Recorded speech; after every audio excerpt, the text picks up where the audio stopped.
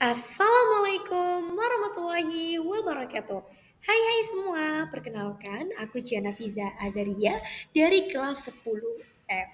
Pada kesempatan kali ini, aku akan membahas mengenai flowchart karena untuk tugas proyek informatika yang kedua. Oke, sebelumnya nih, kalian tahu nggak sih apa itu flowchart? Oke, flowchart sendiri adalah diagram atau alur yang dipakai untuk menggambarkan langkah-langkah suatu proses atau pemrograman secara urut. Jadi kayak langkah-langkah, contohnya nih langkah-langkah membuat minuman. Nah, namun langkah-langkahnya itu disertai dengan simbol-simbol tertentu dan panah sebagai penunjuk arah jalur. Atau singkatnya, gambar yang menunjukkan urutan langkah-langkah penyelesaian masalah. Oke, untuk bentuk-bentuknya sendiri, yang aku tahu tuh ada oval, yaitu berbentuk oval untuk memulai start dan finish atau exit. Kemudian ada diamond atau biasa juga disebut berlian untuk pengambilan keputusan atau beberapa pilihan. Kemudian ada paralelogram atau jejar genjang. Biasanya ini untuk interaksi antara input dan output. Dan selanjutnya ada persegi panjang atau rectangle untuk proses pengambilan informasi. Oke, udah jelas ya. Kemudian aku punya fun fact nih, ternyata kalau orang-orang programmer atau program yang sukaannya membuat gitu, biasanya tuh mereka itu sukaannya tuh membandingkan bukan menyamakan flowchart dengan suatu komik. Jadi kan komik itu kayak ada beberapa bagian-bagiannya tuh, ada bagian kayak kotak-kotaknya gitu. Jadi itu sama kayak langkah-langkahnya di flowchart. Oke, lanjut ya. Pada di sini aku udah membuat yang satu flowchart tentang sistem penilaian kelulusan siswa. Oke, jadi di flowchart ini program dimulai dengan simbol start lalu masuk ke bagian input, yaitu menggunakan beberapa tiga nilai, matematika, IPA, bahasa Indonesia. Selain itu, masukkan simbol ke proses tempat program menghitung rata-rata dari ketiga nilai tersebut. Rumus yang digunakan adalah jumlah ketiga nilai dibagi tiga.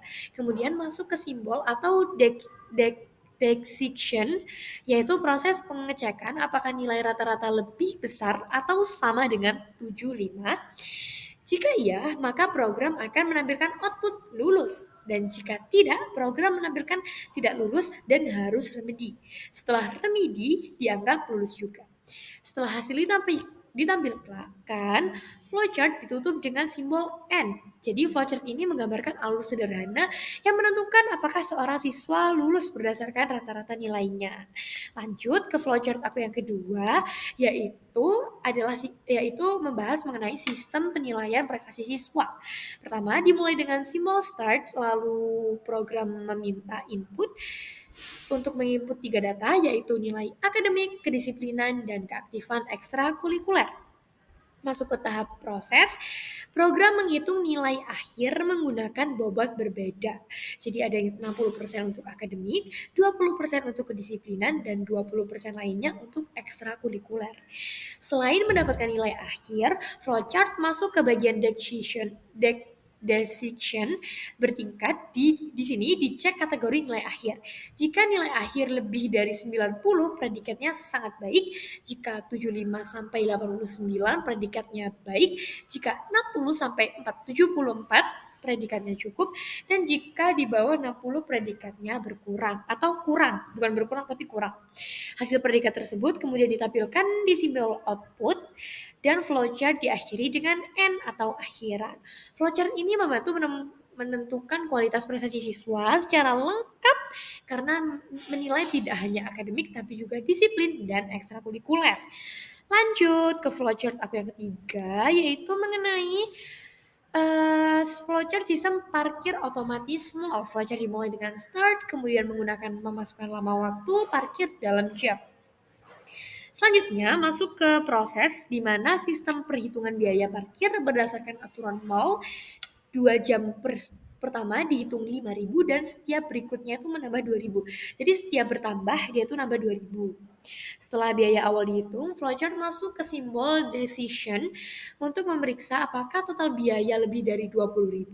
Jika iya, maka sisa memberikan diskon 10% dan menghitung ulang total biaya, dan jika tidak, biaya tetap tanpa diskon. Biaya akhir kemudian ditampilkan melalui output dan program ditutup dengan simbol N.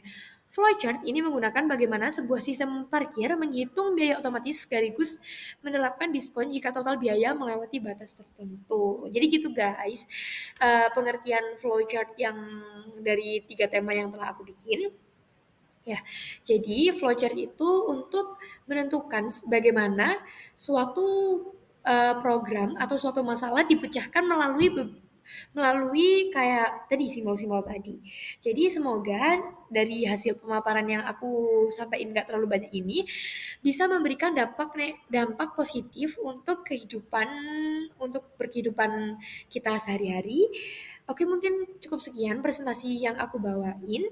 Kurang lebihnya mohon maaf. Oke, jadi ini aku punya jargon. Happy flowchart first, conclusion gone later. See you later. Wassalamualaikum warahmatullahi wabarakatuh. Dadah semua.